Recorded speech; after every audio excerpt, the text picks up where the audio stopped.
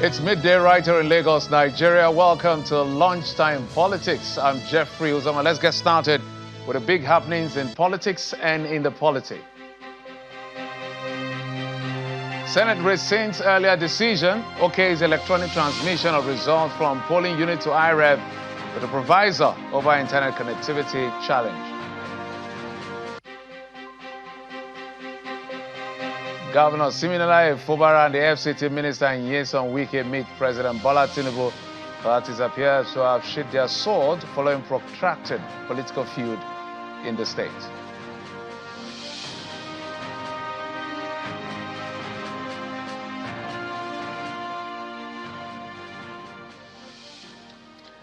Let's begin what has played out in Rivers politics, where the FCT Minister has spoken on a recent meeting he held with President Bola Tinubu, which was also attended by the Rivers State Governor Siminalayi Fubara at the presidential villa in Abuja. Mr. Wike disclosed that the meeting, which took place on the night of February the 9th, was initiated by the president to help ease tension between him and members, that's Governor Fubara and members of the Rivers State House of Assembly. The minister commended the president for stepping in and expressed confidence that the dialogue will resolve the issues between the Rivers State executive and legislative arms.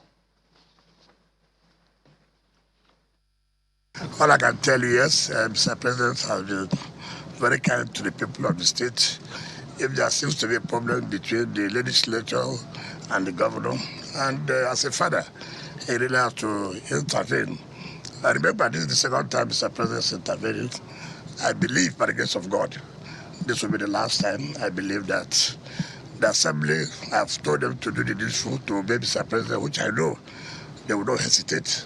And I also believe that the governor will carry out his own part to make sure that this is the final time Rivers people will begin to hear this kind of discord. So that is it.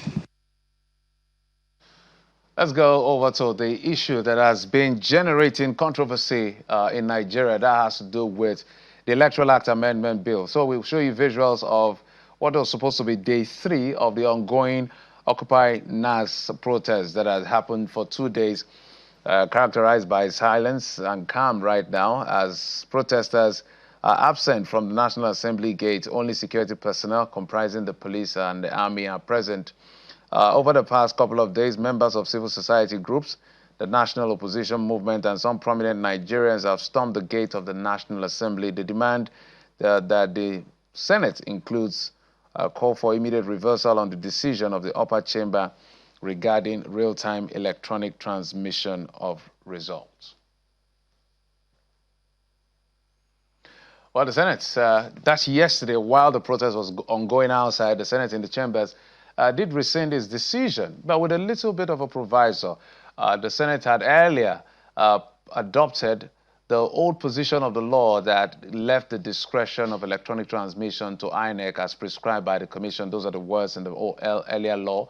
But Senator Omongunu had rescinded on his decision and presented a new position which captured electronic transmission, but with a proviso based on connectivity. But let's take a listen to Senator Omongunu and the decision of the Senate. This amendment that is sought is to bring our laws that we are making, is to make it autonomous, to make it a replica of the wishes and aspirations of the people. The amendment I'm proposing... Go ahead with the... That is the motion. That the presiding officer... The presiding officer shall electronically transmit the results from each polling unit to IREV portal, and such transmission shall be done after the prescribed Form ECHA has been signed and stamped by the presiding officer and or countersigned by the candidates or polling agents where available at the polling unit. Provided that if the electronic transmission of the result fails as a result of communication failure and it becomes impossible to transmit in Form ECHA, signed and stamped by the presiding officer and or countersigned by the candidates or polling agents where available at the polling unit, the Form ECHA shall, in such a case, be the primary source of collation and declaration of results. That is the amendment sought to be made in this motion.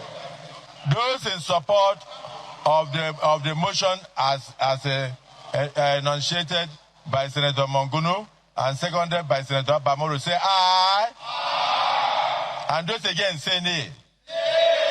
The ayes have it.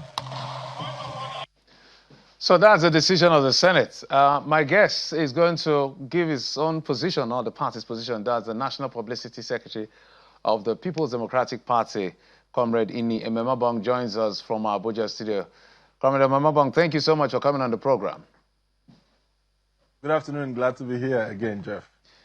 Just before I throw in my first question, based on the release I saw from your end, let me show Nigerians what happened. So there are two versions of the Electoral Act amendment. The Senate and the House will pass a version, and the conference committee that will harmonize a different position. We've been constituted 12 each. I can't hear you. No, I'm coming to you in just a moment. If you can just hold on for a moment. So I'm just trying to intimate the audience on this one. So let's go to the position of the House of Reps. That is the other one. Oh dear. Okay. So this is the version of the House of Reps. Clause 63, which was presented by the committee. It says the commission shall electronically transmit the results from each polling unit to IREP portal in real time, and such transmission shall be done simultaneously with a physical collation of results. This is what a lot of people are advocating for. This is the position of the House of Reps. Now let's go to what the Senate rescinded and adopted yesterday. So this first part says the presiding officer shall electronically transmit the results from each polling unit to IREP portal, and such transmission shall be done after the prescribed form EC8A has been signed and stamped by the presiding officer and or countersigned by the candidate or polling agents where available at the polling unit. We'll go to the next one on this slide. Let's get to see what it says. Provided that if the electronic transmission of results fail as a result of the communication failure, it becomes impossible to transmit the result electronically in the form EC8A signed and stamped by the presiding officer and or countersigned by the candidates or polling agents where available at the polling unit. The form EC8A shall, in such case, be the primary source of collation and declaration of results.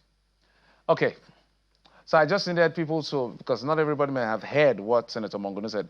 Comrade Ini, your position is that your release says the Senate is being clever by half. What do you mean? Well, certainly when you listen to the prologue before the senator made the amendments, he said they were compelled by the circumstance to align their laws with the wishes of Nigerians. But the amendment now doesn't align with that, because clearly this has been going on for 2 years. A multiple stakeholder engagement has brought this. Several reports, several engagement, political parties, INEC themselves engaging, and civil society organizations. And I'm sure that within these 2 years, all of the senators would have had constituency briefings with their people and would have asked, because if there is any legislation that all of Nigerians are very interested in, is this particular legislation. And a cursory look into the composition of their constituencies would have shown that Nigerians want real-time, their constituents want real-time electronic transmission of results. Now, if you juxtapose both what the House of Representatives passed and what the Senate passed, you would now see that clearly the Senate, there's something some senators are afraid of, and which is why where we left it off the last time to say, what are they afraid of? Now, when you look at the principles of legislative drafting, you would see that the simpler the legislation in ordinary language, the better. So when you look at the version passed by the House of Representatives, which is the version that the multiple stakeholder group had agreed to, which is the versions Nigerians are insisting on, you would see clearly that that is easier to interpret without any mischief, because the devil is usually in the details. And so now, the same beavers machine that is used for accreditation all through the elections, from opening of polls to closing of polls, is the same beavers that will be unable. Why is there an anticipation that these beavers would not be able to capture a document in kilobytes and transmit? Clearly, why the anticipation of failure? Laws are made to cover the field. exceptions are created to aid, not to defeat the general position. We posit that the being clever by half is that this exception is made to defeat this. And clearly you recall that in 2015, something of this nature happened through an INEC guideline, where INEC had said, we are introducing the electronic card reader machine, but where the card reader is not working, that you can use incident form. Remember that some states had an issue where 80% to 90% incident forms were used. So we are saying that you cannot introduce a proviso to defeat the purpose of the main law. Then it will clearly be showing, it will be reiterating the hesitation, the initial hesitation of the Senate to have passed the bill as it came from their own committee. They set up a general committee that went around the entire country. They came back and set up another ad hoc committee that still went and returned the same verdict. So the question is, what are people afraid of? And it goes to show that if you go again, if you backtrack to the political history of some of the people who are opposed to this, you're going to see that they have either escaped by hair's breadth because results were not electronically transferred, or they have been defeated because a beavers machine had prevented them from rigging elections. So the question is, in terms of legislature, the legislators must remember that they are representatives of people.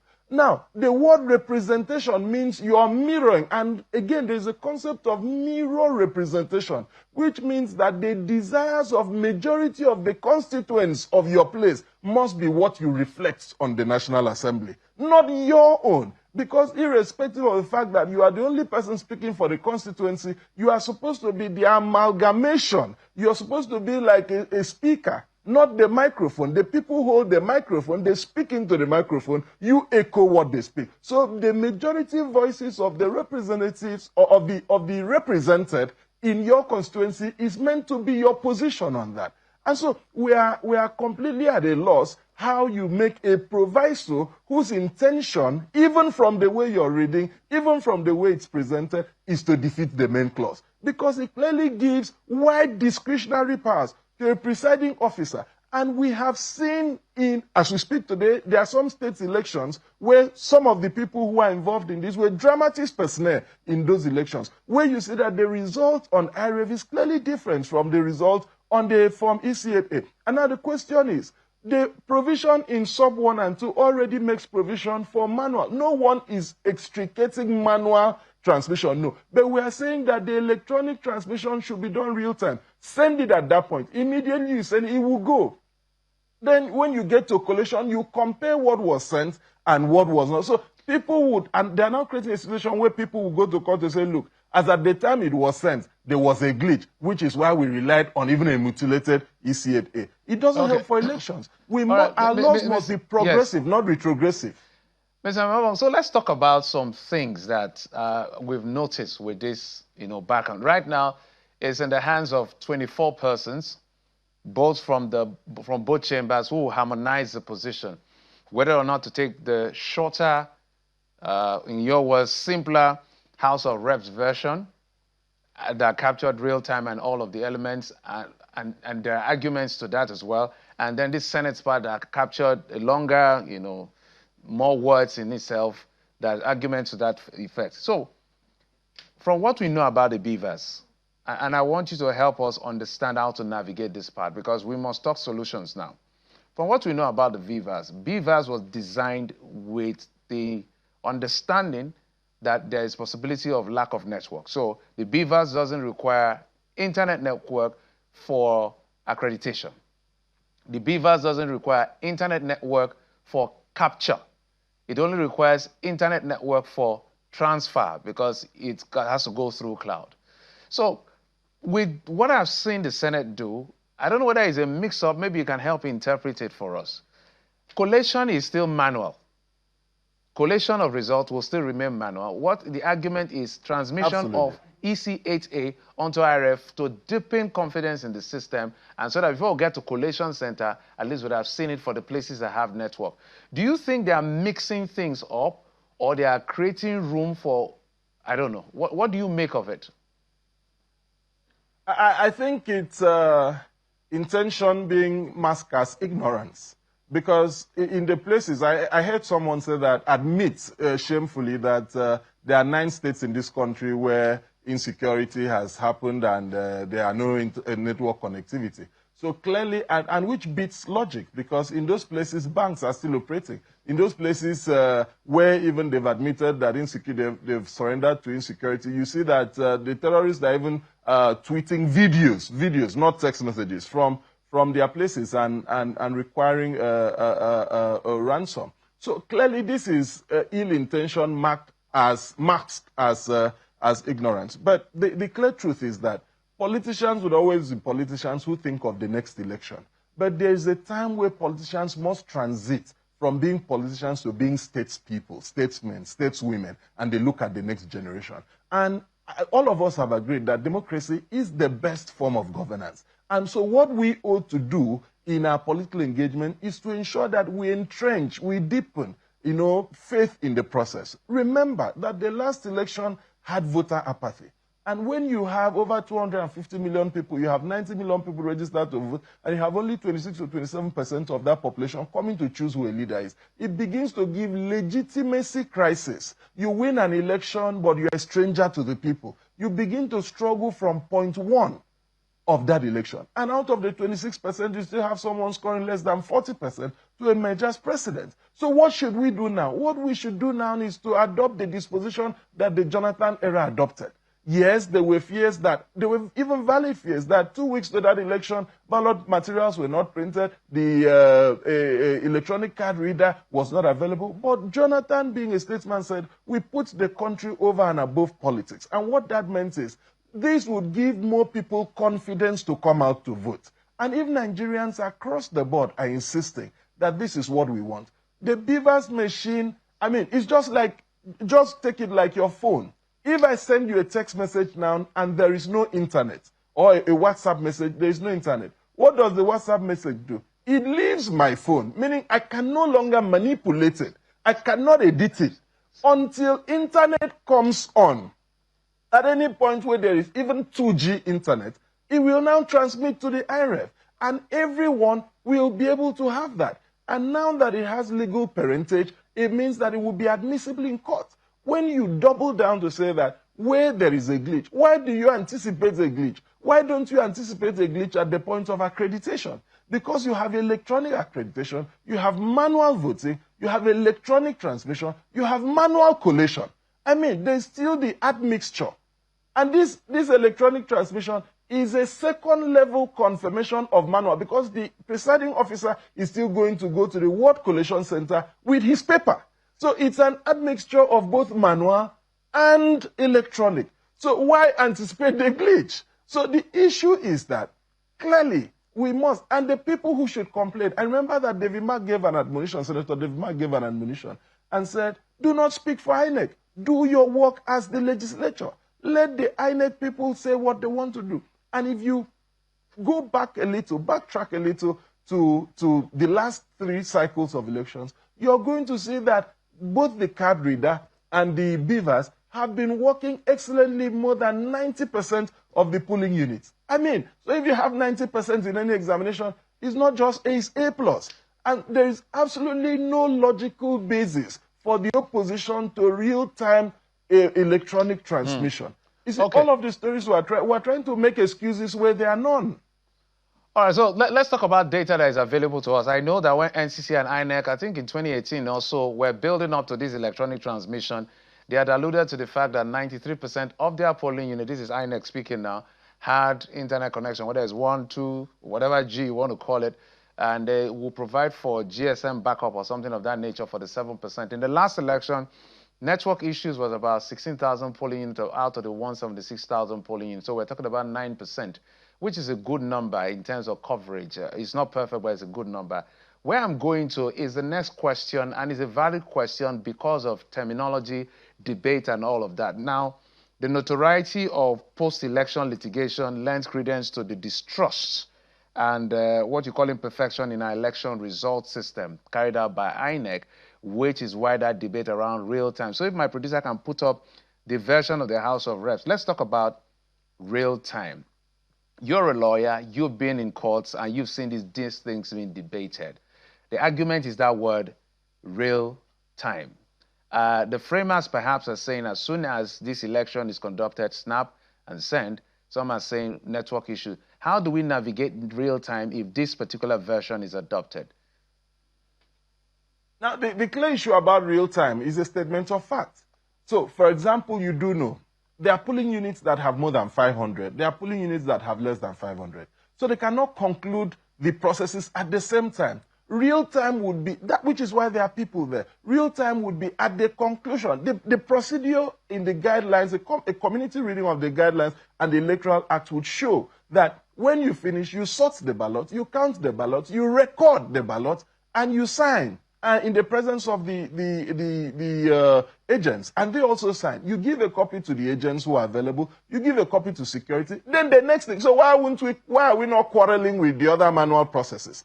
Now, immediately you conclude that snap and transmit real time, your own real time. And when we get to court, it will be a statement of fact where the presiding officer or the agents will have to give evidence to what real time was. So real time in my village may not be real time in Jeff's village, may not be real time in another person, but it is real time transmission as at the conclusion. So we're not talking of universal real time. I mean, even the time here is not the same time in the US.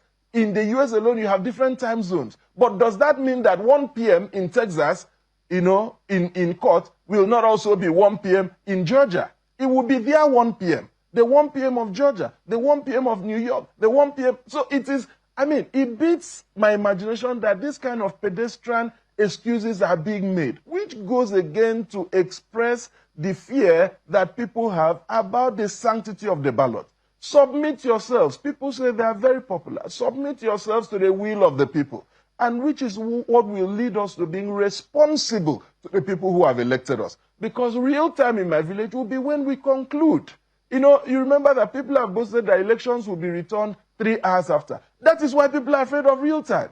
Because if you return elections 3 hours after, people will see the result, and it is transmitted real time. People will see the result that you ended the poll before the regulated time. So there is an admixture. Remember that a lot of people have complained that election rigging has now left the polling unit, so that when people vote, between the polling unit and the collation center, a lot happens. So you get to a point where a particular set of people take over a collation center, and what happens there is not known. They don't allow agents of other parties to come in there. And so they change the whole thing, and the simple thing is they tell you, go to court. And when you go to court, they say, well, they bring the form ECAA, which some may have been rewritten at that point. And so the agents of the other party was not there. Let's talk about one layer as we begin to wrap up. There's also, I don't know how much of the firewalls we have, and this brings to I used that word this morning, and there was a back and forth. But what I was trying to say was that the 2023 had a traumatic effect on both the elected and the electorate. How does it affect the elected?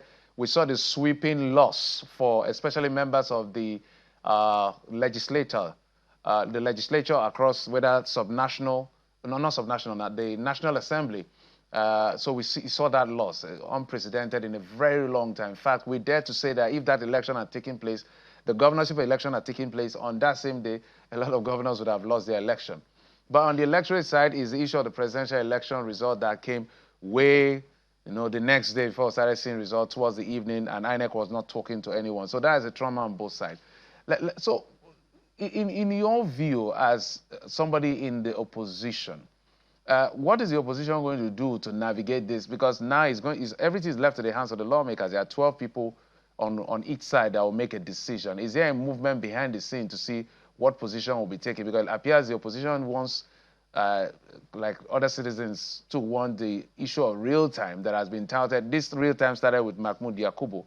And then let's also talk about the protection of votes when it's uploaded to IREV in terms of the argument about hacking. And that argument, because if it was electronic voting, maybe, but this is electronic results being uploaded. Help us navigate it, if you get my drift. Yeah, I do get your drift. So let's start from the fear of AI, of hacking. I mean, again, it just shows that a lot of ignorance is in the room. Yes, so what we are saying is, it's not about votes. We're not talking about electronic voting. We're talking about electronic transmission of a fiscal document that had been done. So I also do know that at the point mischief makers would try to attempt to hack that. But that's why the CBN is online. That's why all our banks are still online, and they have firewalls. While we agree that none of which is totally foul-proof, but it would take a lot of money and a lot of ingenuity to be able to hack through that and get that done. That out of the way. Now, when you go to the import of what the 2023 elections did, you clearly stated something. You finish elections and the whole country is in the dark. So what this would do, it will continue to lead to death and carnage because people will keep going to polling units with petrol and matches. Because they finish that and they say, look, presiding officer, we're following you to wherever you're going to prevent. They say, no. And it can be very chaotic because at that point, tempers are very high. But if everyone sees that the presiding officer has uploaded this thing to IREF, and each of them check their phones and find that the thing is on IREF, they don't need to police the presiding officer. They simply just wait and call the collation agent to say, check IREF, you see it. And at that point, it reduces. What we need to do is to reduce human intervention in these processes. And we are hoping that when we are done with this transmission, we can begin to now think of electronic voting and the rest, because we must deepen this. When you see that NCC, which is in charge of communication, and if you even see the data you brought from INEC about internet penetration, then the argument falls flat, because if that was in 2023 and you had 9% only downtime in places, 9% of the polling unit downtime, you can imagine with fintech happening, almost everyone having money points, OP and the rest. Recently, I was on the high sea heading to Nembe, and I was shocked that we had network all through on the high sea till we got to Nembe, meaning that people buy fish. I saw people staying on top of the high sea to transact, with POS and stuff on the high sea, buying fish from boat to boat, and that's the high sea. And so, at the point we are, the data, the logic doesn't support what the Senate has done. But unfortunately, like you heard, it was a voice vote. So, and depending on how you heard it, you could think that the nays had it or the A's had it. But that is the discretion of the presiding officer as to what he heard. And what is in our head can determine what we hear. All right, Comrade Ini, we'll now wait for what plays out at the conference committee. Who wins this? Whether it's the Senate? So we're mounting a lot of pressure on the members of the conference committee too, as the opposition. We are coming together. It's going to be a full opposition disposition to that. Atiku said it the other time. Turaki has also said it. Peter Obi has said it. The national opposition movement is clearly also galvanizing along that line. So we are going to put up a very strong fight so that we determine whether this election is good for us to attend to. If the people don't want, they will allow them to have their elections, elect themselves and go. But if we must participate, then it must be credible enough. And again, the Senate must be careful so that they don't start the discussion as to whether we should have a unicameral legislature. Because if a legislative house begins to act in a way that is in deviance towards the people who send them, then people may begin to ask, this bicameral legislature, how good has it done us? All right, fantastic. We'll continue to keep tab. Our job is to report on all sides. Those who are for, those who are against, so we'll continue to look. And there are so many other things that are differences from the Senate version to the House of Reps version that we have been blindsided because of this electronic transmission, what looks like the main highlights and the crown of it all. But I want to thank you, Comrade Ini Ememabong, is the National Publicity Secretary of the People's Democratic Party. Thank you, sir, for coming on the program. Thank you very much. And that's it on the program. Thank you for your time and company. I'm Jeffrey Uzama. You've been served on Lunchtime Politics. Bye-bye.